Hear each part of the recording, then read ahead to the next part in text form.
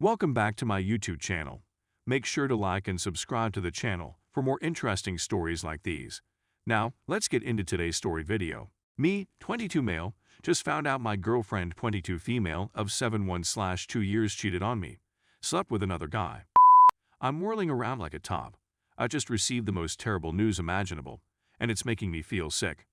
The moment I realized what had happened, I went chilled and started trembling. I really wanted to vomit but couldn't. It's the first time I've felt this way since I destroyed my car and got myself into a whole mess of trouble. It's as if the worst-case scenario is there in front of your face. My girlfriend had been acting oddly recently. Something didn't seem right.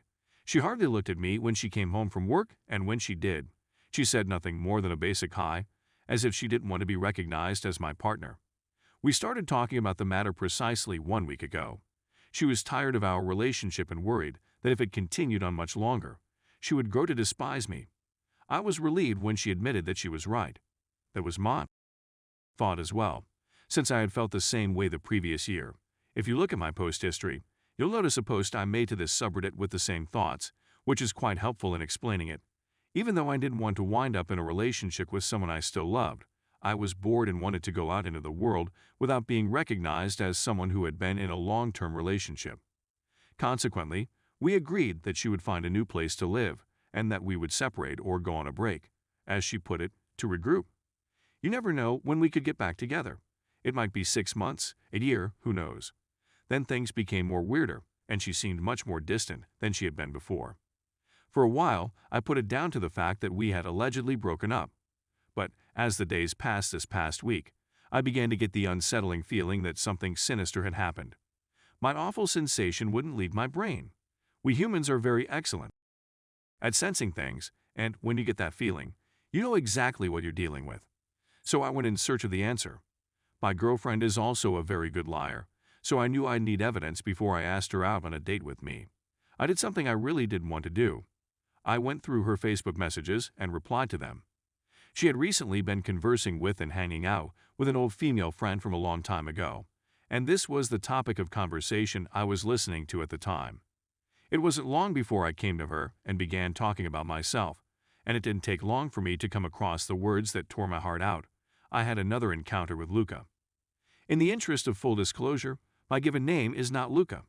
It gets worse when her buddy asks, "And how did it go?" To which my girlfriend replies, "Amazing." As soon as I got the opportunity, I confronted my girlfriend about it, and she categorically denied it at first, and then she denied it again and again.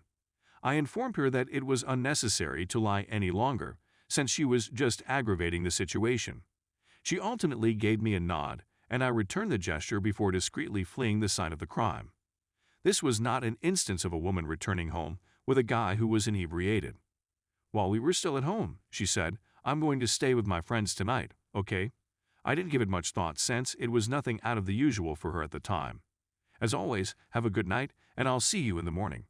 And don't forget to contact me before you go to sleep. I told her of the situation. Considering how obvious a lie and deliberate act this was, I'm becoming progressively more depressed. She did, in fact, send me a text message. After saying goodnight, she said she'd see me in the morning. I was relieved. She's resting next to a 26-year-old guy she met a month ago and has become fast friends with. Our relationship is over, but neither of us has a place to call home, so we're stuck in the same house until she can find a new place.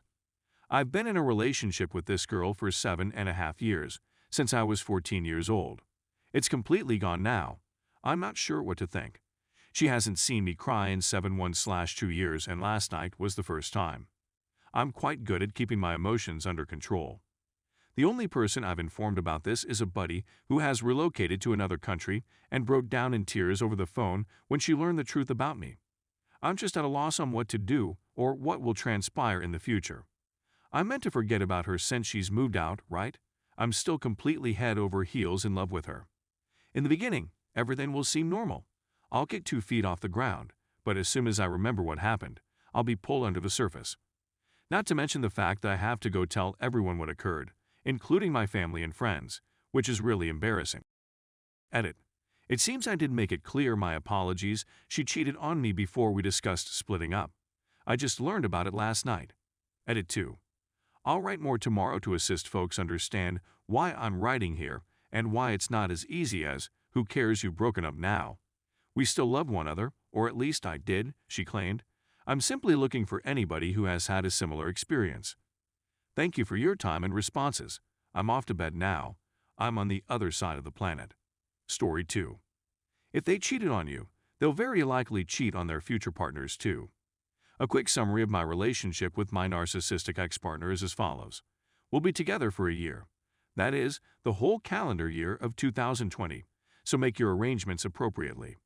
2 weeks before my birthday in December 2020, which was 2 weeks before my birthday in December 2020 arrived D-Day, I discovered that he was contacting ladies he met on Reddit using a phony phone number, which I was able to track down and identify as belonging to him.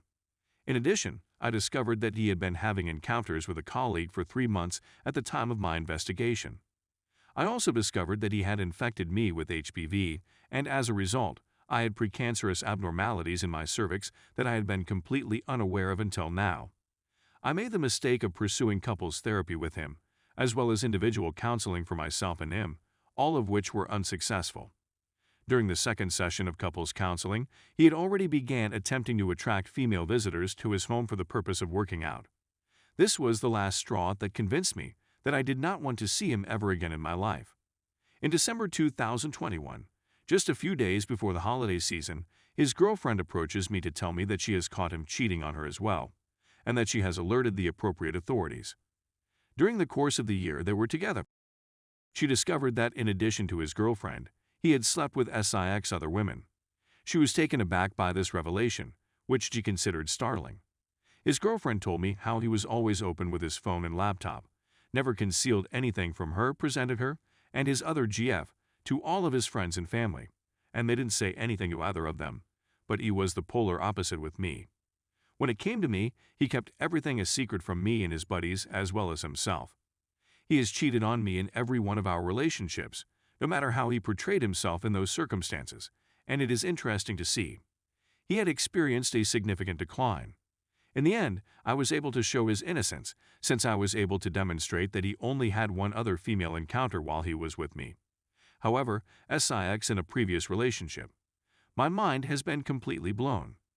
I'm sure he learned his lesson when I tried to have him fired from his job and expose him. Weren't you right, Mr. President? He was simply going to deteriorate more. She informed me that he was always making remarks about how nuts I was, of course he was, and that she felt it was remarkable how often he made general remarks about me. However, she claims that he has always been really considerate of her. What's more, I simply wanted to point out that I wasn't shocked when his next girlfriend reached out to me, as I had done the same with his ex-girlfriend before me while I was still in a relationship with him. In addition, his ex-girlfriend has now become a dear friend of mine, which is fantastic to see. In the past, I had shown a desire in getting in touch with his girlfriend, but I didn't want to be seen as the crazy ex, so I knew I needed to remain away until she answered.